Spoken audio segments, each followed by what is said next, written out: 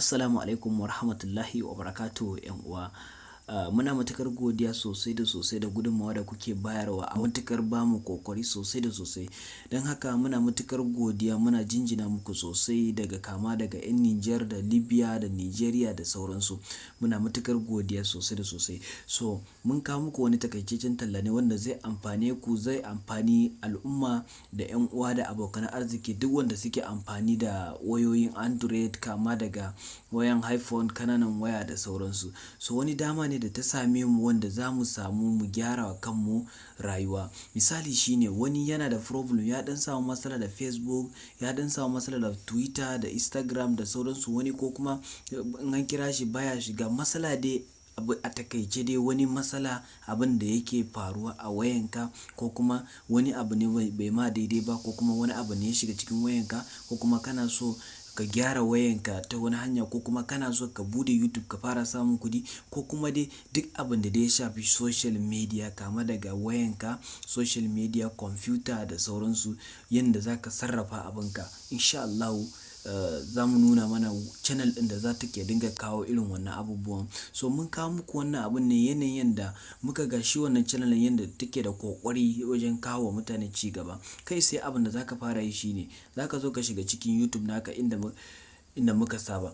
Zaka zo ka kamar yadda muke gani, zaka zo ka shiga cikin YouTube naka. Bayan ka shiga nan wajen searching, wajen alaman searching wannan, kai sai zaka zo ka danna wajen alaman searching. Bayan ka danna wajen alaman searching kamar yadda muke gani, sai ka rubuta Mofat.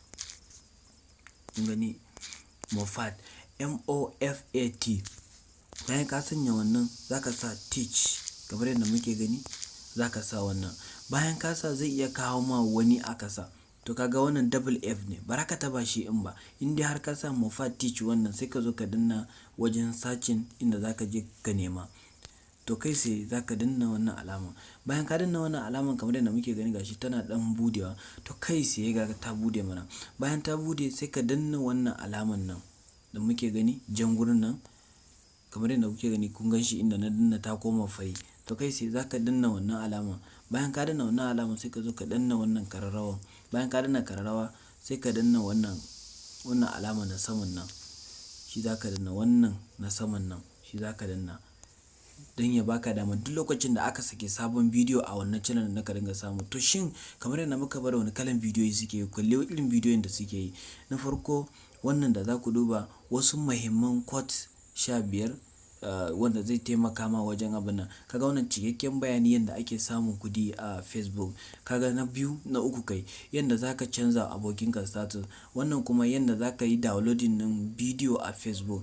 Gashi nan dai yanda zaka nemi bayanan mutum da fotonsa, da gashi nan bidiyoyi kala kala wanda zai taimaka ma. Yanda zaka yi editing da foto, yanda zaka yi editing din foto da wayanka ta Android. Gashi nan dai bidiyoyi da dama. To in dai har kana so kai abin nan kamar yadda muka faɗa, in kai searching haka kamar yadda muka faɗa, nan zaka shiga ka rubuta Mofat teaching. Bayan ka rubuta sai ka danna wannan, yanzu kun ga fari ne.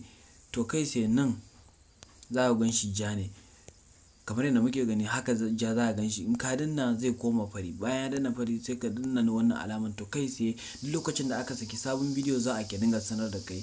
To ku je ku bibiya, ku je ku yi masa subscribe, kuma mu za mu ajiye muku link din wannan shi channel din a wajen description. Za ku je ku ke ringa samu, kana dannawa zai kai ga kai sai wajen YouTube nashi, don ku je ku yi masa subscribe. Mun gode sosai.